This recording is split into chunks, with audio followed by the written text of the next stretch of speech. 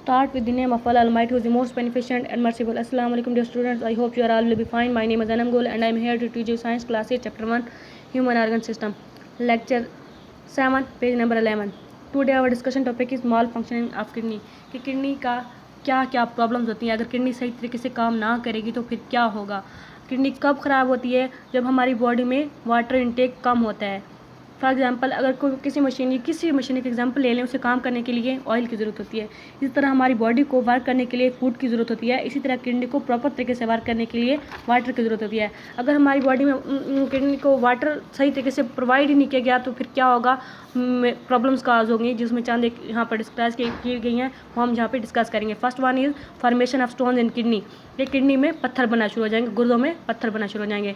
Reading start करते हैं. Sometimes kidney can not work efficiently. वो कह रहा है कि कभी कभार ऐसा होता है कि हमारे गुर्दे सही तरीके से काम नहीं कर सकते. आई जैसा कि टू रिमूव नाइट्रोजनस वेस्ट और साल्ट फ्रॉम द ब्लड, कि वो रिमूव नाइट्रोजनस वेस्ट और साल्ट को हमारी बॉडी से रिमूव नहीं कर सकते. तो इन सच सिचुएशन, इस हालत में क्या होता है, the salts accumulate in the body and form stone. इस हालत में फिर क्या होता है कि वो साल्ट्स जो होते हैं हमारी बॉडी में किडनी में जमा होना शुरू हो जाते हैं और फॉर्म स्टोन पत्थर बन जाते हैं.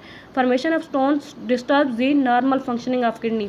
अब वो हमारी बॉडी में किडनी में जब पत्थर बन गए तो क्या करेंगे, नॉर्मल फंक्शनिंग ऑफ किडनी को डिस्टर्ब करेंगे. जो किडनी हमारी नॉर्मल तरीके से काम कर रही है उसके फंक्शन को क्या करेंगे, डिस्टर्ब करेंगे. And cause severe pain. उसके नतीजे में क्या होगा, सीवियर पेन, दर्द हो शुरू होगा. किडनी स्टोन्स में ट्रैवल टू यूरेटर एंड और यूरिनरी ब्लैडर. वो कह रहा है जब किडनी स्टोन्स किडनी में बन गए हैं तो वो ट्रैवल करेंगे यूरेटर में और यूरिनरी ब्लैडर में. यूरेथ्रा में भी होते हैं लेकिन वो इतना ज़्यादा वहाँ तक नहीं जाता, लेकिन वो यूरिनरी ब्लैडर तक ही रह जाते हैं.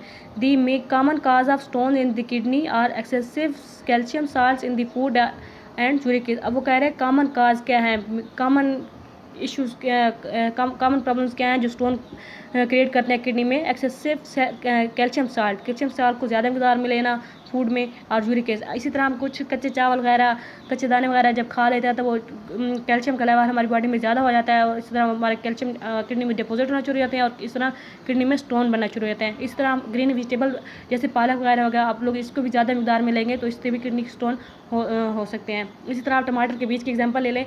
टमाटर में के जो बीज होते हैं वो भी इंतहाई सख्त किस्म के होते हैं. अगर वो उनकी ज़्यादा मिकदार में ले लिया जाए तो वो किडनी में जमा होना शुरू हो जाएंगे और स्टोन बनना शुरू हो जाएंगे. तो इसी तरह कहते हैं कि excess of everything is bad. So हर चीज़ को अपनी लिमिट में रखना चाहिए. तो नेक्स्ट है कि अब वो बता रहा है कि इसका ट्रीटमेंट कैसे करते हैं, इस स्टोन्स को कैसे ट्रीटमेंट कर सकते हैं. अब treatment on the base of size. अब हम इसका ट्रीटमेंट कैसे करेंगे, on the base of size की बेस पे. अगर कितना स्टोन का साइज़ बड़ा है, कितना छोटा है, कितना है, उस बेस पे हम इसका ट्रीटमेंट करेंगे. फर्स्ट है ट्रीटमेंट. रीडिंग स्टार्ट करते हैं. Small size stones can be remove through urinary system by drinking more water. वो कह रहा है अगर स्टोन का साइज़ बहुत छोटा है तो उसको रिमूव करते हैं यूरिनरी सिस्टम से बाय ड्रिंकिंग मोर वाटर, ज़्यादा से ज़्यादा पानी पी के. Medium size stones are removed by lithotripsy. अब वो कह रहा है अगर स्टोन का साइज मीडियम है तो उसे हम कैसे रिमूव करेंगे, लिथोट्रिप्सी. लिथोट्रिप्सी भी एक शॉक वेव्स का ज़रिया है. जिस तरह हमें कोई बीमारी हो जाती है, कैंसर वगैरह हो, तो हम शुआं वगैरह लगवा के उसको कम करते हैं. इसी तरह हमारी आँखों में भी इस तरह शुआएँ लगवाते हैं, तभी हम सही आँखों में कोई प्रॉब्लम होती है तो शुआएँ लगवाते हैं. इस तरह वो कह रहा है अगर मीडियम साइज स्टोन है, अगर स्टोन का साइज़ दरमियाना है तो हम क्या करेंगे, शुआएँ लगवाएंगे. तो इससे वो उनका साइज़ बहुत छोटा हो जाएगा रेत के ज़रात की तरह. इस तरह वो यूरिन के साथ यूरिन ब्लैडर से मूव कर जाएगा. Lithotripsy involves bombardment of shock wave. वो कह रहा है लिथोट्रिप्सी क्या है, बम्बार्डमेंट ऑफ शॉक वेव, मतलब उन वेव्स की बम्बार्डमेंट की जाती है ऑन स्टोन्स पर फ्रॉम आउटसाइड बाहर से.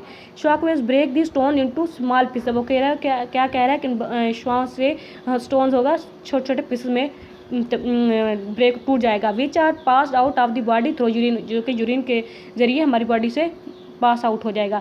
Still larger stone use surgery for their removal. वो कह रहा है अगर स्टोन का साइज बहुत ज़्यादा बड़ा है, वो पानी के ज़रिए हमने उसको रिमूव नहीं कर सके, या ना ही वेव्स के ज़रिए हम उसको ख़त्म कर सकते हैं. तो इस तरीके में फिर हम क्या करेंगे, सर्जरी करेंगे. तो सर्जरी करने के लिए हम क्या करेंगे, पहले किडनी को ओपन करेंगे, उसको डाइसेक्ट करेंगे, फिर जो सर्जिकल इक्विपमेंट यूज़ करके उसे फिर हम उन स्टोन को रिमूव करेंगे. ये बहुत ही पेनिंग मेथड है, इसलिए हमें ज़्यादा से ज़्यादा पानी पीना चाहिए ताकि आप इस हद तक ना पहुँच सके, इस प्रॉब्लम से बचे रहें. देन है देन है रीनल फेलियर, वो कि renal failure, renal kidney failure, kidney का नकारा हो जाना। अगर वो इसमें वो कह रहा है इसमें किडनी कम्प्लीटली नकारा हो जाती है या काम करना छोड़ देती है। तो जब किडनी सही तरीके से काम नहीं करेगी तो क्या क्या प्रॉब्लम होंगी देखते हैं। Renal failure is the complete or partial failure of kidney to work. वो ये कह रहा है कि किडनी की जो प्रॉब्लम है वो कम्प्लीटली या मुकम्मल तौर पर या आधा तौर पर काम करना छोड़ देती है। The main cause of renal failure और लॉन्ग टर्म, इसकी मेन काज क्या है? लॉन्ग टर्म इन्फेक्शन, मतलब बहुत ज़्यादा इन्फेक्शन हो गया। आप लोगों ने जैसे स्टोन की रिमूव किया है, जैसे लिथोट्रिप्सी वगैरह शॉइन वगैरह इस्तेमाल करके, तो इस तरह उनको इन्फेक्शन हो गया है, तो ऐसे भी किडनी रीनल फेलियर हो सकता है। डायबिटीज़ मेलाइटिस, अगर आप लोगों का शुगर लेवल बहुत ज़्यादा है तो इससे भी रीनल फेलियर हो सकता है।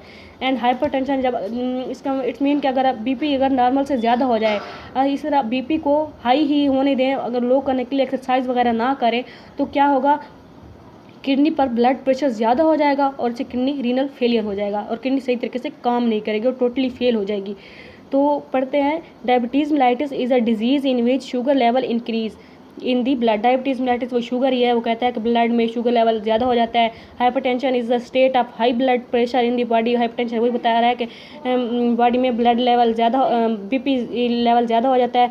Sudden blockage of blood supply to the kidney, हमारी किडनी में ब्लड सप्लाई की ब्लॉकेज हो जाती है, ठीक है, ब्लड सप्लाई की, किडनी को ब्लड सप्लाई ही नहीं होगा। May also result in renal failure, also भी रीनल फेलियर काज करता है। Dialysis and kidney transplant are the treatment of renal failure. अब वो कहते हैं इसकी कौन कौन से ट्रीटमेंट हैं, क्या क्या ट्रीटमेंट करके रीनल फेलियर से बचा जा सकता है। ये दो ट्रीटमेंट यहाँ बता रहा है, डायलिसिस एंड किडनी ट्रांसप्लांट, जो हम नेक्स्ट डिस्कस करेंगे। नेक्स्ट पेज नंबर 13 की तरफ चलते हैं।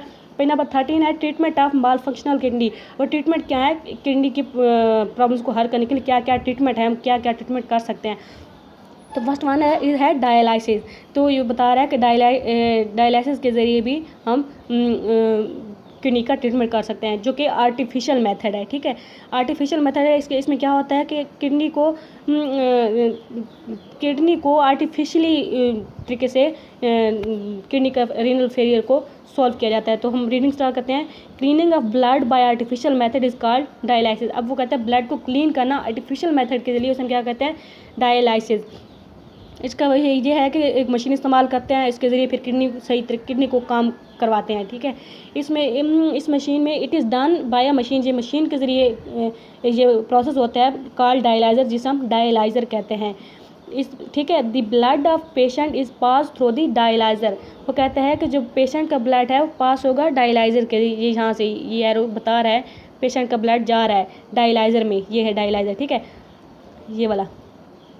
Then the patient of the blood of the patient is passed through the dialyzer which contains dialyzer fluid। अब वो ये बता रहा है कि जिसमें डायलाइज़र फ्लूइड है, ये डायलाइज़र है, इसमें ये ट्यूब्स, ये छोटी छोटी ये वाली ट्यूब्स हैं, इन ट्यूब्स में डायलाइज़र फ्लूइड प्रेजेंट है। Blood flow through the tubes of the dialyser. अब वो कह रहा है कि जो ब्लड आ रहा है पेशेंट का, ये वाला, ये सारा ब्लड आ रहा है, तो इन डायलाइज़र में से डायलाइज़र ट्यूब में से गुजरेगा, डायलाइज़र ट्यूब में से गुजरेगा, तो वहाँ पे डायलाइज़र फ्लूइड भी प्रेजेंट होगा, ठीक है, फ्लूइड। तो क्या होगा? The waste material move from the blood to the dialysis fluid. फिर क्या होगा? जो वेस्ट मटेरियल जो होगा हमारे ब्लड में, वो इन डायलाइज़र ट्यूब में मूव हो जाएगा, ठीक है। The waste material move from blood to the dialysis fluid. जो हमारा वेस्ट मटेरियल होगा वो डायलाइसिस फ्लूइड में मूव हो जाएगा। The cleans blood is return to the body. और फिर वो जो हमारा साफ खून होगा वो दोबारा वापस बैक टू दी बॉडी। मैं दोबारा एक्सप्लेन कर देती हूँ।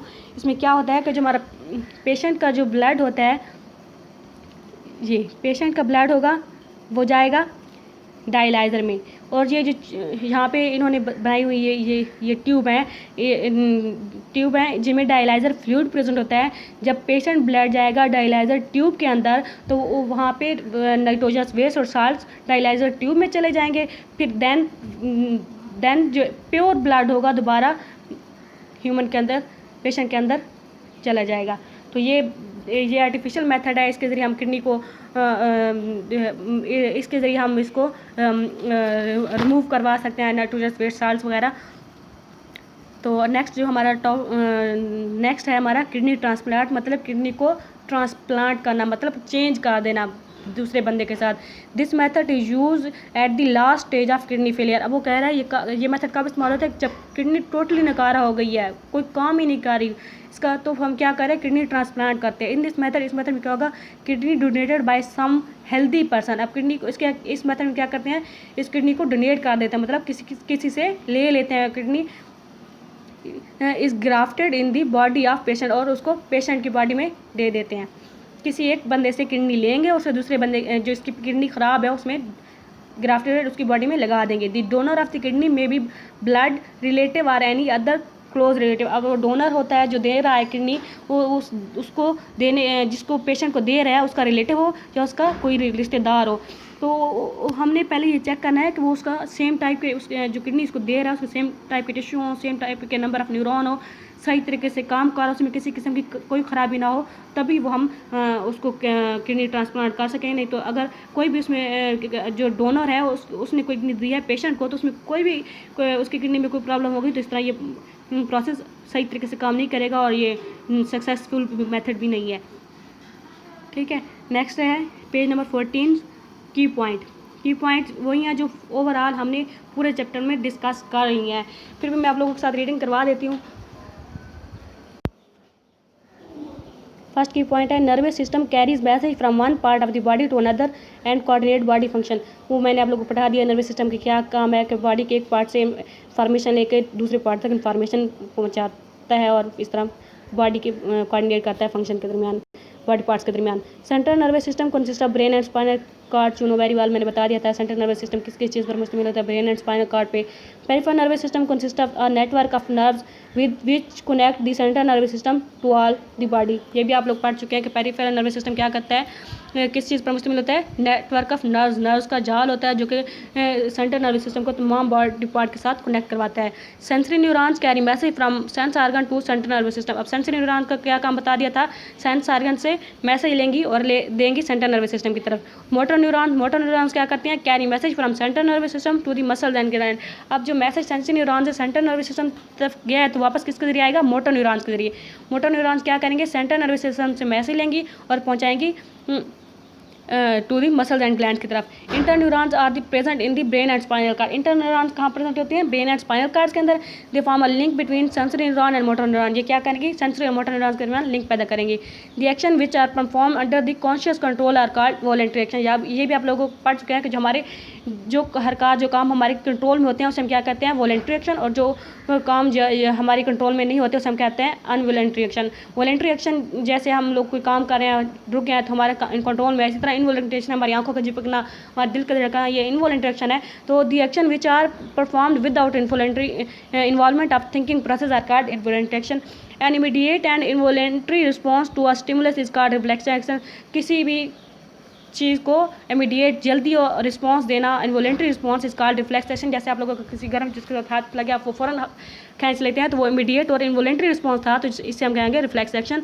Human excretory system consist of a pair of kidneys. ये भी पता है, अभी हम लोगों ने पढ़ा है कि ह्यूमन एक्सक्रीटरी सिस्टम किस चीज़ पर मुश्तमिल होता है, किडनी पेज, two ureters, urinary bladder and urethra. Next है nephrons are the functional unit of kidney. Nephrons क्या है, फंक्शनल यूनिट है किडनी के।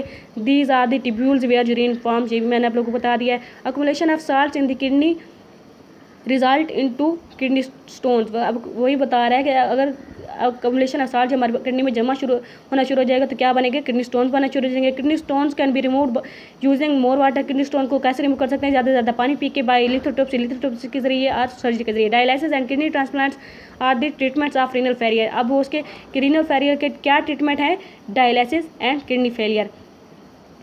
नेक्स्ट आज का हमारा टॉपिक यहीं तक ख़त्म होता है। नेक्स्ट हम कल इसकी एक्सरसाइज करेंगे। अल्लाह हाफिज़, तो हम याद रखिएगा।